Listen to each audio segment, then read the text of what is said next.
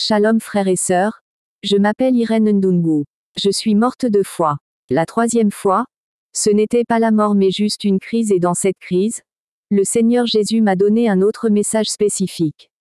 La première fois que je suis morte, c'était pendant l'accouchement. C'était le 1er janvier 2005. Je travaillais au service du protocole de l'Église. Je servais Dieu comme beaucoup d'autres croyants dans le service protocolaire, mais j'étais un hypocrite. Quand je viens à l'Église, je suis un serviteur du Christ mais quand je rentre chez moi, je me comporte comme un incroyant. Laisse-moi te dire, croyant, si tu viens à l'Église et que tu as une double vie, Dieu te jugera. Rien n'est caché devant sa face, même si personne ne vous voit. Je connaissais toutes les danses de la musique profane mais j'étais servante dans l'Église. Quelque temps plus tard, j'étais enceinte et après 9 mois de grossesse, je devais accoucher. J'ai réussi à accoucher correctement mais après l'accouchement, j'ai eu une hémorragie. Cela s'est produit quand je dormais. Quand j'ai essayé de me réveiller, il était trop tard. Les médecins sont intervenus mais c'était trop tard. En fait, je suis morte 3 fois ce jour-là. Dans un premier temps, j'ai entendu un ballon exploser. Après le bruit du ballon, je suis sortie de mon corps. Quand je suis sortie de mon corps, j'ai remarqué que je ne touchais pas le sol. J'étais debout dans l'espace. Puis j'ai entendu la sage-femme qui examinait mon corps dire à sa collègue, « Elle n'est plus là. Elle a expiré. Elle est morte. » Quand cette sage-femme a dit cela, je suis arrivée là où elle se tenait pour lui dire que je suis en vie ici. Mais quand j'ai essayé de lui tenir la main, j'ai réalisé que j'avais touché un espace vide. J'ai été surpris car c'était la première fois que je vivais ce genre de choses. Puis la deuxième infirmière a dit, « Elle est effectivement morte. » Quand elle a dit cela, je me suis approchée d'elle pour lui tenir l'épaule et lui dire que je ne suis pas morte. Mais quand j'ai passé mon bras par-dessus son épaule, j'ai vu mon bras la traverser comme dans un espace vide. J'étais perplexe et émerveillée. J'ai essayé de toucher ces sages-femmes et je leur disais à toutes les deux que je pouvais les voir et les entendre. J'ai réalisé qu'aucun d'eux ne me voyait ni ne m'entendait. J'ai réalisé qu'il n'y avait aucun contact, connexion et union entre ces personnes et moi. Cet événement s'est produit le 17 janvier 2005 dans la 2e rue de l'hôpital Musoso à Kinshasa. Vous pouvez aller vérifier et simplement poser des questions sur une femme du nom d'Irène Ndungu qui a accouché à 23 heures. Ils vous donneront sûrement des informations sur moi. Bien-aimé, après avoir échoué de toucher ces sages-femmes, j'ai réalisé qu'il n'y avait aucune communication avec elles puisqu'elles ne pouvaient ni m'entendre ni me voir. J'ai réalisé que nous étions dans 2 mondes différents. Ils étaient dans une dimension et moi dans une autre dimension. Quand j'ai réalisé cela, je me suis éloignée d'eux et j'ai commencé à pleurer. J'ai commencé à répéter que je ne suis pas morte. Je suis là avec vous. Je ne suis pas morte. Mais leur attention était tournée vers mon cadavre. Ils étaient dans une situation d'urgence. Puis je les ai vus réanimer mon corps. Je me tenais autour d'eux, pleurant et disant à chacun d'eux, « Je ne suis pas morte. » J'ai refusé d'accepter le fait que j'étais morte. Je n'arrêtais pas de leur dire, « Je ne suis pas morte. » Pendant que je pleurais. Bien-aimés, après la mort, vous ne pourrez plus contacter ou communiquer avec vos proches ou les personnes qui vous entourent. Vous ne pourrez pas leur parler même si vous les voyez, et ils ne pourront pas vous voir. Il n'y a aucun contact ni communication entre les morts et les vivants. Quand vous verrez vos proches et votre famille pleurer à cause de votre mort, vous pleurerez. J'ai réalisé que j'avais quitté le royaume des vivants. Ensuite, je me suis déplacée pour vérifier mon bébé. Je regardais mon nouveau-né et je me demandais, y a-t-il quelqu'un comme moi qui puisse prendre soin de mon bébé? J'ai demandé, qui élèvera cet enfant comme moi? Mais personne ne pouvait m'entendre ni me répondre. C'est là que se concentrait ma douleur. Mon enfant est laissé au monde, qui va l'élever? Laissez-moi vous dire, père et mère, venez à Jésus-Christ. Il est le père des orphelins et quand vous mourrez, il prendra soin de vos enfants. Je suis restée quelques minutes dans cette salle d'urgence à regarder ces médecins et infirmières lutter pour réanimer mon corps et j'avais le désir de retourner dans mon corps mais je n'avais aucun pouvoir. Puis soudain j'ai vu la porte des urgences s'ouvrir toute seule et il y a eu un puissant tourbillon venant de l'extérieur. Ce n'était pas un vent normal ou naturel. En fait, dans notre monde, ce type de vent n'existe pas. C'était fort. C'est le genre de vent qui fait bouger les choses sur son passage. Le vent était si fort que j'étais comme une feuille de papier. Le tourbillon m'a saisi et m'a transporté hors des urgences. Je n'ai pas pu résister car je n'avais aucune force contre ce vent qui m'a transporté dehors. En fait, j'ai essayé de résister mais j'avais l'impression qu'il y avait des mains dans ce vent qui me poussaient et exerçaient de la force sur moi. Le tourbillon m'a emmené dans un endroit sombre. Je pouvais voir la lumière au loin. J'ai commencé à me diriger vers la lumière lointaine avec beaucoup de regrets. J'avais la tête baissée. Je pensais que lorsque j'atteindrais la lumière, je pourrais m'y reposer un peu. Mais j'ai réalisé qu'à mesure que je bougeais, la lumière s'éloignait également. J'ai marché sur une longue distance. Puis je me suis fatigué. Puis soudain, le tourbillon m'a repris et m'a transporté à nouveau dans mon corps. Puis je me suis réveillé. C'était ma première expérience de la mort. Quand je suis revenu dans mon corps, j'ai vu les infirmières qui continuaient à m'administrer un traitement. Puis je suis morte de nouveau pour la deuxième fois, et les choses se sont passées exactement comme la première fois. J'étais hors de mon corps. J'ai vu le médecin s'occuper de mon corps. Puis le tourbillon s'est emparé de moi et m'a emporté dans les ténèbres. Mais j'ai atterri à nouveau dans mon corps. Cette fois, quand je me suis réveillée, j'ai vu plus de médecins et plus d'infirmières. Ils faisaient ce qu'ils pouvaient pour me sauver. Plus tard, j'ai vu un médecin appeler une infirmière et lui dire que cette fille ici va bientôt mourir et qu'elle ne s'en sortira pas. Lorsque ces deux-là se sont approchés de moi, j'ai demandé, « Comment peux-tu dire que je n'arriverai pas à l'aube ?» Ils m'ont répondu, « Tout ira bien, ne vous inquiétez pas » afin de me calmer. J'ai dit, « Je t'ai entendu quand tu disais que je n'arriverais pas jusqu'à l'aube. » Bien-aimé, c'est pendant que je leur parlais que j'ai vu deux personnes, je veux dire, deux entités entrer aux urgences. Ils étaient grands et musclés. Ils étaient habillés en kaki. Ils étaient humanoïdes mais ils n'avaient ni yeux, ni oreilles, ni nez, ni cheveux, ni bouche. Pourtant ils parlaient. Ils étaient sans visage. Le Seigneur m'a révélé plus tard que ces démons sont appelés massacreurs. Ces démons sont partout sur terre et ils sont assignés à chaque humain vivant sur terre afin de les emmener en enfer. Et ces démons nous suivent partout. La mission de ces démons sans visage appelés massacreurs est de capturer les âmes des humains qui n'ont pas reçu le Seigneur Jésus ou des croyants qui vivent dans le péché et de les transporter dans la demeure des morts. Ces démons sont toujours là et si vous mourrez dans le péché, ils captureront votre âme et vous emmèneront au lieu du tourment puis reviendront sur terre pour continuer leur mission. Ces démons sans visage entourent chaque humain vivant sur terre afin de les emmener dans les cellules de la demeure des morts, lieu des tourments. Il y en a toujours deux pour chaque âme humaine à la surface de la terre. Ils ont des têtes mais pas de visage. Lorsque ces deux démons sont entrés dans la pièce, l'un d'eux m'a touché à la main gauche et l'autre m'a touché à la main droite et immédiatement j'ai fini hors de mon corps. En quittant mon corps, j'ai réalisé que mon visage avait changé et qu'il paraissait très laid et mauvais. Mon corps spirituel était vraiment en mauvais état comparé à celui qui était allongé sur le lit de l'hôpital. J'ai remarqué que ce corps allongé sur le lit était plus beau et bien meilleur que celui que j'avais.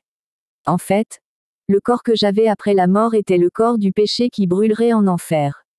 Si vous mourrez en tant que pécheur, vous aurez ce vilain corps de péché. Dans mon deuxième témoignage, je parlerai de ma deuxième mort qui s'est produite alors que j'étais en règle avec le Seigneur. J'étais alors vêtu d'un corps de gloire bien meilleur que ce corps que nous avons sur terre. C'était un corps de lumière. Lorsque ces démons sans visage m'ont fait sortir de mon corps, j'ai remarqué que j'étais un peu courbé. En fait, j'avais un fardeau sur le dos qui était mon péché et je devais le porter. Ce fardeau était lourd à porter pour moi. J'ai eu du mal à le déplacer. C'était douloureux. Laissez-moi vous dire que vous aimez le péché malgré la prédication et les avertissements du Seigneur. Ce sont des fardeaux que vous devrez porter après la mort. Puis ces deux démons m'ont demandé de bouger. J'étais réticent à bouger. J'ai pensé que ces médecins, y compris ma famille, auraient dû pouvoir me voir et voir ce qui m'arrivait. En fait, j'ai regardé ma mère et mon père aux urgences. Je me suis dit, est-ce que mon père ne me voit vraiment pas? Ne peut-il pas voir ces gens qui m'emmènent? J'ai dit dans mon cœur, si seulement mon père avait pu me voir, il aurait pu faire quelque chose pour moi ou il aurait pu m'arracher à ces démons. Il aurait pu se battre pour moi. Bien-aimé, si tu ne te débarrasses pas du péché dans ta vie, tu seras seul après la mort et tu feras face seul aux conséquences de ton péché. Aucun membre de votre famille ne sera avec vous. Vos parents ou partenaires ne seront pas avec vous. Même votre pasteur vous quittera pour continuer son œuvre, mais vous serez seul. Le démon m'a demandé de bouger. Je bougeais mais mes yeux étaient tournés vers mon père et ma mère. Je m'éloignais et je criais, comment se fait-il qu'ils ne puissent pas me voir pour pouvoir faire quelque chose pour moi? Je ne pouvais pas très bien bouger à cause du fardeau sur mon dos et les deux démons me frappaient à chaque fois que je ne parvenais pas à bouger rapidement. Ils n'ont ni pitié ni amour et pendant qu'ils me frappaient, ils se moquaient aussi de moi. Ils se moqueront de vous parce que vous avez eu l'occasion de venir à Jésus. Vous avez eu la possibilité d'être obéissant pour échapper à tout cela, et lorsque vous serez face à ces démons, vous remarquerez que votre bouche sera fermée. Vous n'aurez pas le courage de vous plaindre de leur traitement. La route était longue et j'ai été battu sans pitié par ces démons parce que je ne pouvais pas marcher vite. Laissez-moi vous avertir d'être prudent. La mort ne devrait pas vous surprendre dans le péché et le retour de Jésus ne devrait pas vous trouver dans le péché. Alors que nous poursuivions notre voyage, nous arrivâmes finalement dans un champ très immense et devant, il y avait un trône royal. Un énorme démon était assis sur ce trône. Il avait 2 cornes et devant lui, il y avait une très longue file d'humains apparemment morts comme moi. Ce démon tenait un sceptre. Il riait, se moquait et méprisait les morts qui faisaient la queue. Les démons sans visage, les massacreurs riaient et se moquaient également des gens dans la file d'attente comme le démon assis sur le trône. J'ai remarqué que les gens dans la file d'attente pleuraient. Chaque personne dans la file d'attente avait 2 démons sans visage, l'un à sa gauche et l'autre à sa droite. Puis j'ai vu la personne qui était la première dans la file d'attente pleurer et implorer ce démon qui était assis sur le trône royal de le laisser retourner sur terre pour qu'il se repente. J'ai vu le démon sur le trône rire et se moquer de la personne et des démons sans visage, les massacreurs riaient aussi. Ils riaient intensément et se moquaient de lui. Alors l'énorme démon qui était sur le trône posa 3 questions à cette personne. Il lui a demandé en disant, « Tu étais bien dans le monde mais l'as-tu reçu? Vous étiez dans le monde? Lui avez-vous obéi? Vous étiez dans le monde? L'avez-vous servi? » Ce démon évitait de prononcer le nom de Jésus-Christ parce que dans le royaume de Satan, il ne prononce pas le nom de Jésus. Lorsque nous tous dans la file d'attente avons entendu ces questions, nous avons baissé nos têtes. Nous avons ressenti de la culpabilité. Laissez-moi vous avertir d'arrêter de jouer à des jeux et d'arrêter cette double vie. Venez à Christ et soyez sérieux. Vous pouvez être hypocrite mais Dieu peut voir ce que vous faites dans le secret. Quand nous avons compris que nous n'allions pas retourner sur terre pour nous repentir, nous avons tout pleuré et après avoir pleuré, nous avons recommencé à mendier et à demander grâce et pardon. Lorsque nous demandions pardon, le démon assis sur le trône nous répondit. Il nous a dit, « La grâce et le pardon sont disponibles à la surface de la terre. Vous avez laissé la grâce et le pardon sur terre.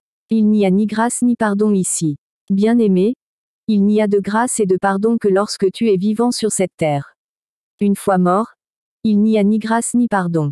Ceux qui sont à la morgue, s'ils n'ont pas réussi à se repentir dans leur vie, c'est fini pour eux. » Alors que je faisais la queue, j'ai remarqué qu'il y avait davantage de personnes qui rejoignaient la file derrière moi. Ce sont des gens qui sont morts après moi.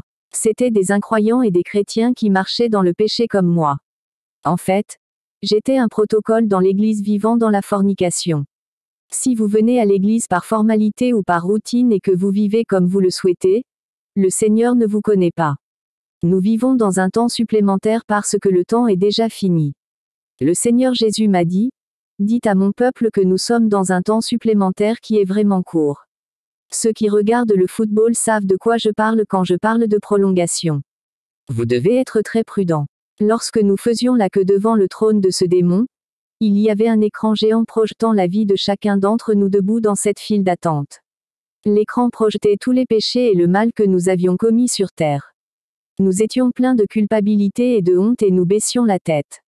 L'écran projetait également les opportunités qui se présentaient à nous de venir à Jésus et de nous repentir et comment nous avions manqué ces opportunités. Quand je suis devenu le premier dans la file d'attente, ils ont projeté sur l'écran une scène de ma vie. Dans cette scène, je me voyais dans notre église servante de protocole. Ce jour-là, il y avait une prédication correspondant à mon mode de vie, je veux dire, à la fornication. Le message était particulièrement pour moi. Il parlait de mon style de vie de fornication. Sur cet écran, nous regardions même mes pensées. En fait, le prédicateur a dit que si quelqu'un est concerné par le message, qu'il vienne recevoir Christ. Lorsque le prédicateur a lancé cet appel à la repentance, Je disais dans mon cœur que je servais de protocole et que les gens savent que je suis déjà sauvé. Si j'avance, je serai gêné devant tout le monde. Cela m'a été montré par ce démon pour me dire que c'était une occasion manquée.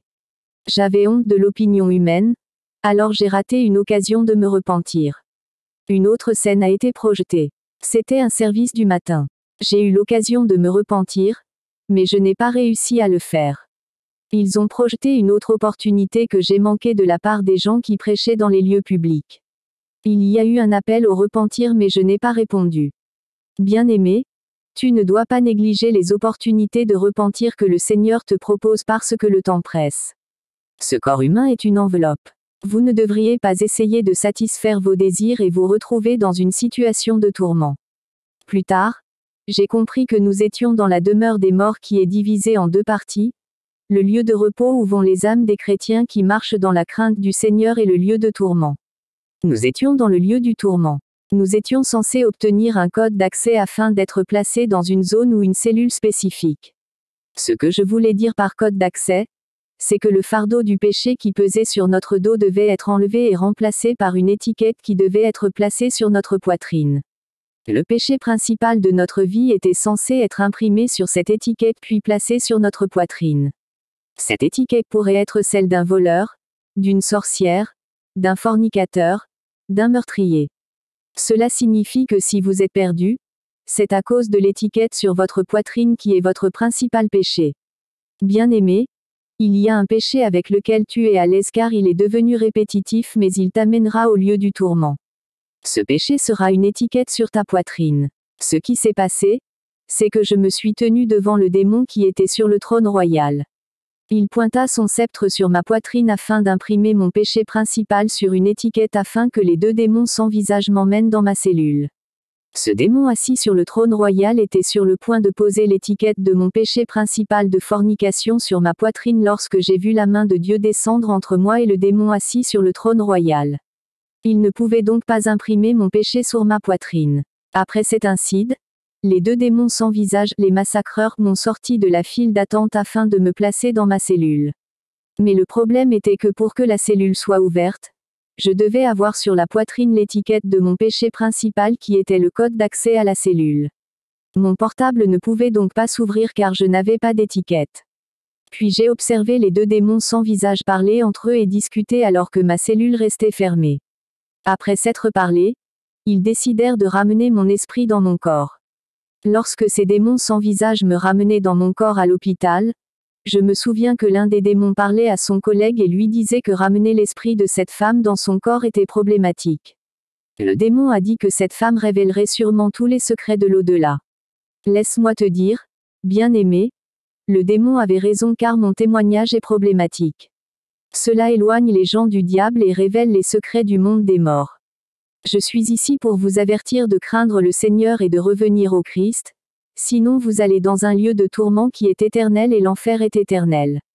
La décision d'aller au paradis ou en enfer est prise par vous maintenant. Vous faites votre choix. Lorsque les démons m'ont ramené à l'hôpital, j'ai vu deux anges à la porte de l'hôpital. Les démons m'ont alors jeté autour de la porte où se tenaient les anges. Les deux anges m'ont emmené et nous sommes allés là où se trouvait mon corps. Ils ouvrirent une jambe après l'autre. J'ai essayé de regarder dans les jambes si je pouvais voir le composant du corps mais je n'ai rien vu.